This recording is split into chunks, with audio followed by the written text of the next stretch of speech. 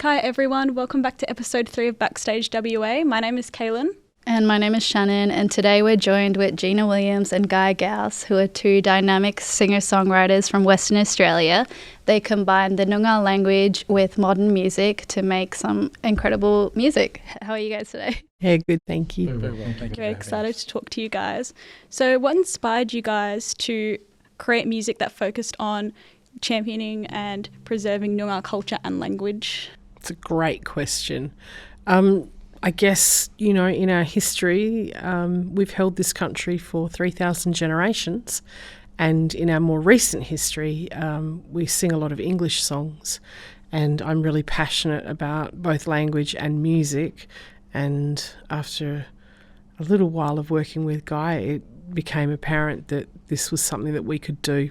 And so we've never really looked back. Amazing. So, Guy, can you describe your background in music and how you met Gina and how this all started? Okay, so my grandparents played music back in Malaysia, both my granddad and my grandmother. My dad was born into it, and Dad raised a family playing music. And when Dad came to Australia in 1968, he went straight into playing music. And so I grew up with music. I grew up in the Kimberley region, Broome, Fitzroy Crossing. And I became aware of Gina because Gina had her own television show. So she was quite a popular person up north, and I was playing in a band, and Gina was travelling through doing some journalistic work, and we met. That was quite some time ago. And how did you find it influences your music, feeling so comfortable with the other person and having this partnership with them? We have a similar soundtrack. We're about the same age. I'm actually a really big fan of Guy. Before he was working with me, he was playing in an outfit called Desert Child, which is, acoustic guitar music, phenomenal music. And it actually took me a long time to work up the courage to call him, to ask him to come work with me. But we're great friends as well. We get on really, really well, both on stage and off stage. And I think having similar vintage, similar soundtracks, our attitudes towards life are quite the same as well. So it's nice to work with someone like that. It's easy to trust someone when you have that kind of relationship.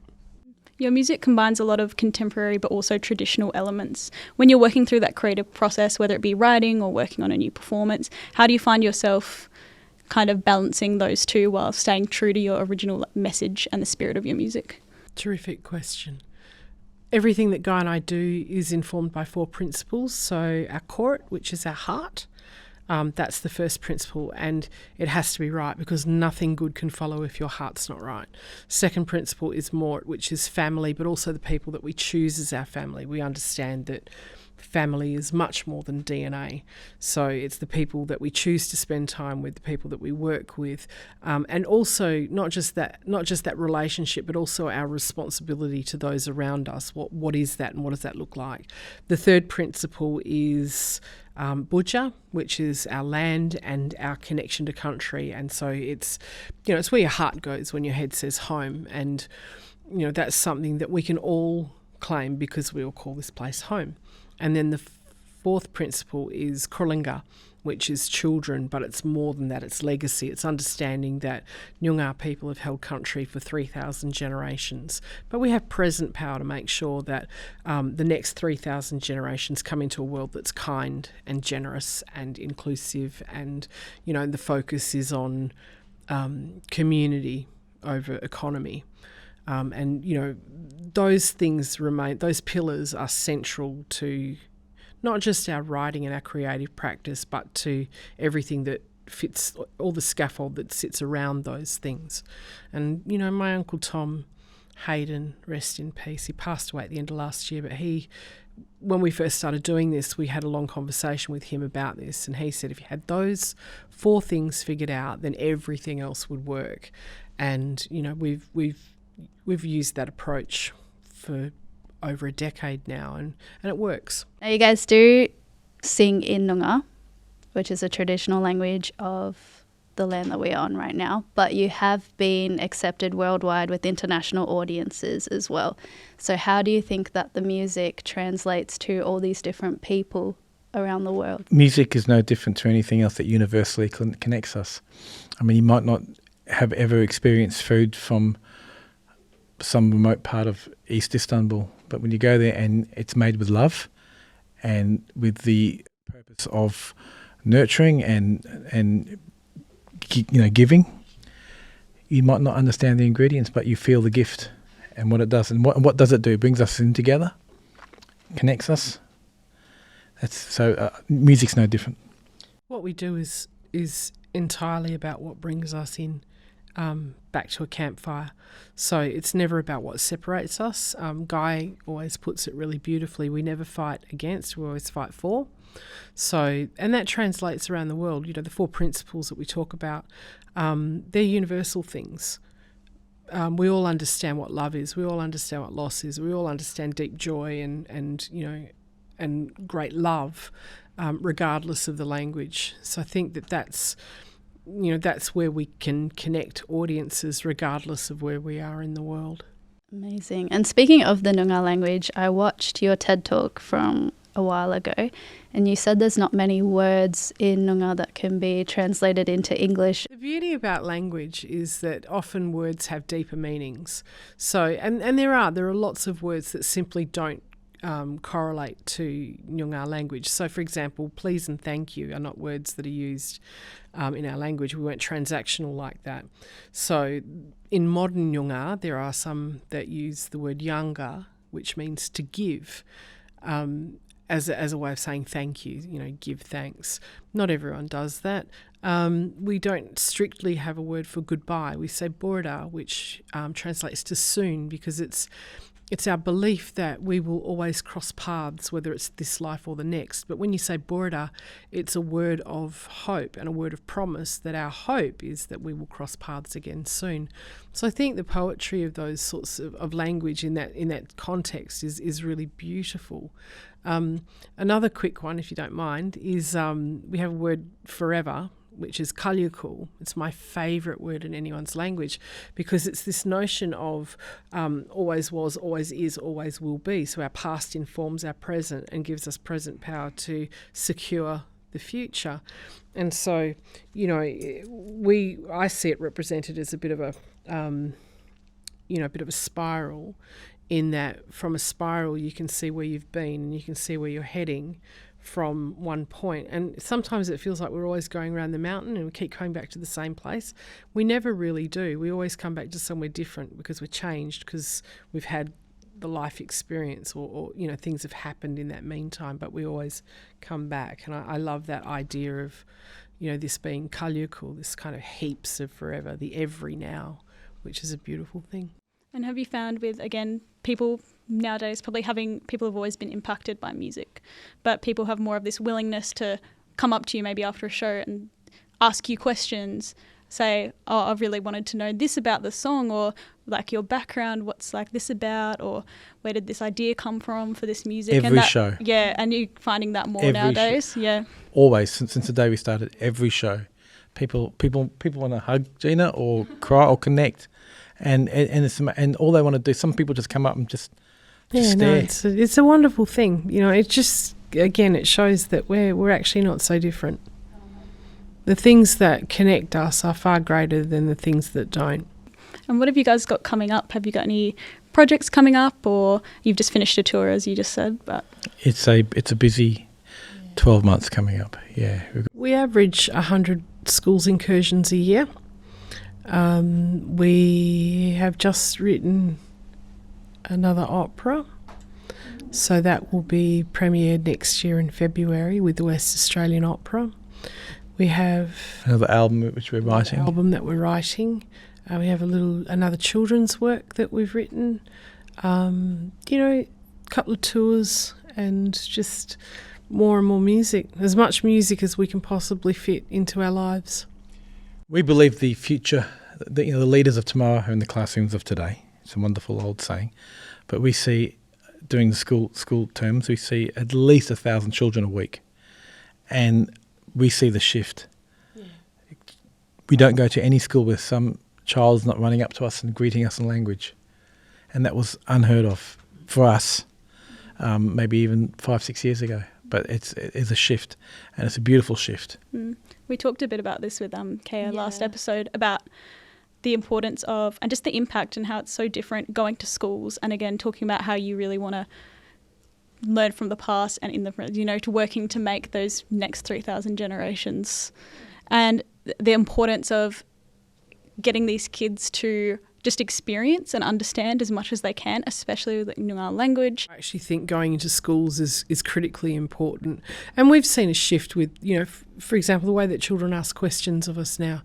They're way deeper, more carefully considered questions that we get. And, the other point I would make is that there's often a lot of talk and a lot of power given to intergenerational trauma.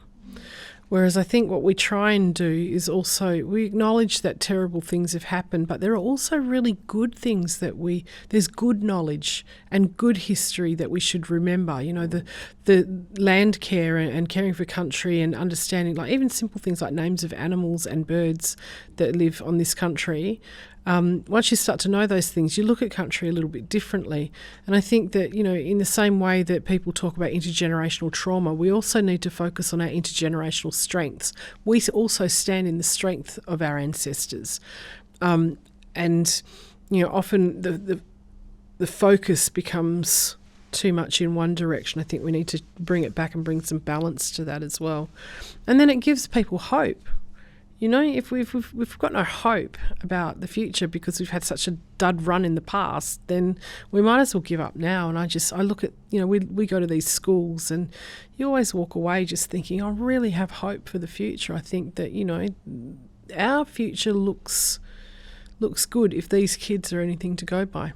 I feel like as a society, when we focus on like people of colour stories, we always focus a lot on the negative stereotypes and like highlighting like what has happened in intergenerational trauma, where we always forget to highlight like the good parts of cultures as well.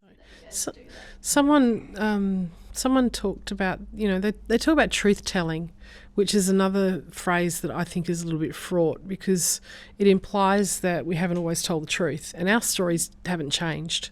Largely over our history, our stories don't change. We've always told the truth, and so the emphasis should be on truth listening, being ready and available and open to hear what people are saying. That's the power of art and music in general as well. It's probably one of the most powerful mediums, and even without thinking about it, the impact that it can have. Every person that takes something away from the art that you're providing, that putting out into the world, is, whether intentional or not, it's like taking a piece of that message with them, which I think is the beautiful thing about it. It all leaves a vibration of some description. So, and it all has a lasting legacy. So the seeds that you sow now, you never really know what the outworking of that is going to be. So you always try and hope that it will be something that's beautiful and nourishing. Thanks so much for bringing just your light and energy and everything to the show. You had some really beautiful things to say, and it's been Thank real you honour being able to talk to you, and thank you so much again for coming on. Thank you. We're back with Liz Gruszka, an amazing, talented makeup artist. She's worked on some amazing film and television projects, and she's currently based in Toronto, but originally from WA. So how are you today? I'm very well, thank you. Thanks for having me here. So you work out in Toronto, right? I do. So it's been I went there for my 1 year holiday when I was like 25, I think, and it was my 1 year work visa, and then that turned into 30 odd years. So that's where I discovered my big girl life and said, I'm 27. So just putting it out there for anyone that's like, what am I going to do with my life? At 27, that's when I discovered that why not be a makeup artist in the film and television industry? So I researched schools in Toronto, and I got into this one that no longer exists. It was called Complexions, but it's now called like Makeup. I actually don't know what it's called anymore. But yes, it was the best thing I've ever done in my whole entire life. Awesome. Would you recommend, obviously there's people who like come up themselves and kind of teach themselves along the way, but would you say it's pretty instrumental to at least get some kind of formal qualification as well? I think yes. And the reason I say that, I definitely have friends that are self-taught and are incredible.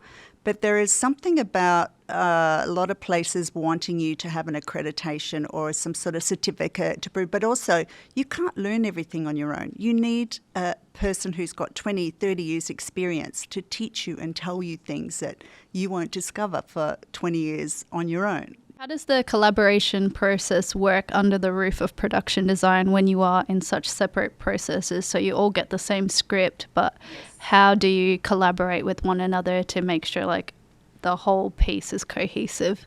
Again, excellent question.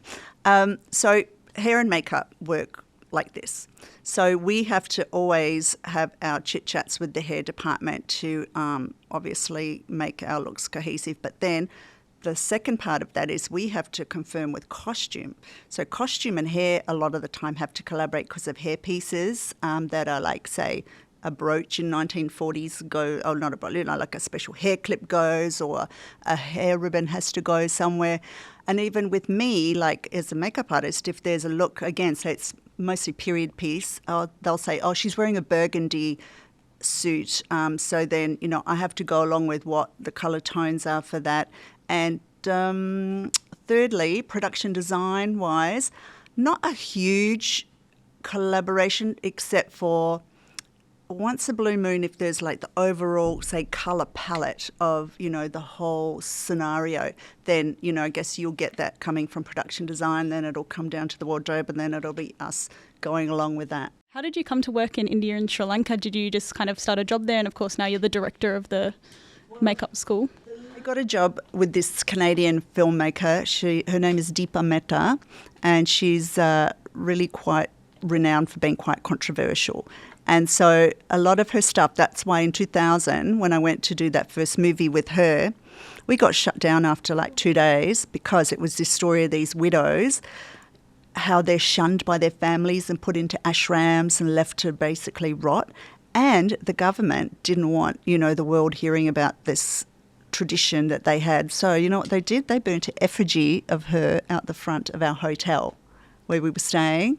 And pretty much we were in town for 2 weeks, shot for a day and a half, and then the film had to disperse. So 2004, it got resurrected in Sri Lanka to be shot as India. So that's when I got to meet more Indian crew. So that was my second time. Then a third time, I went with another film director named Rishi Mehta to Delhi to shoot something. And that's where I met my hair partner. So she's a Hollywood celebrity artist. And so she and I stayed friends for I guess we opened the school in 2015. We met in 2006. So we just stayed friends. And I was teaching at George Brown College in Toronto on and off for 9 years. And Anu Koshik, that's my friend, she and I said, what the hell? I went for a visit to Delhi one day in 2014. And she said, I think I've got an idea for that school we've kind of discussed. And I swear to God, I went to look at the property. Within half an hour, I came back and I said, let's do it. You are the head of your department. You obviously have creative control of the makeup choices. How do you go into that when you get a script? If you can give us an example of a script that you worked on and how you went into the makeup design for it. Let's see. One I can think of. Oh, just because it was cute. Was a movie, The Rocker, which I just loved. It was the cute, goofy movie, and it had everyone in there. It was like Emma Stone, it had Bradley Cooper, it had Will Arnett, Rainn Wilson, and they were all young. Nobody knew who they were. Like, Emma Stone, who? Anyway, so they were in this cute little rock band. And so designing the makeup with Emma especially was great because she had so many different looks. And so, we'd sit down and we'd chat about sparkles. What do you think of sparkly line? And so I'd collaborate, because it also, their character has to feel right in that, that she could say maybe, oh, let's try the gold sparkle, not the silver. Yeah, what do you think? So I love the fact that you collaborate, but then there's a line, you're like, okay, you rein it in, you know, you don't give them full control because you still have to represent yourself for what you think looks right on camera. In your whole career, obviously talked about experiences that you've loved, but what work are you proudest of as a makeup artist, whether it be something small from when you started or just in general? I'm going to say what was probably a pivotal moment that sort of, I don't know, on a lot of levels, not just makeup, was Water, that movie in Sri Lanka, the Deepa Mehta film in 2004.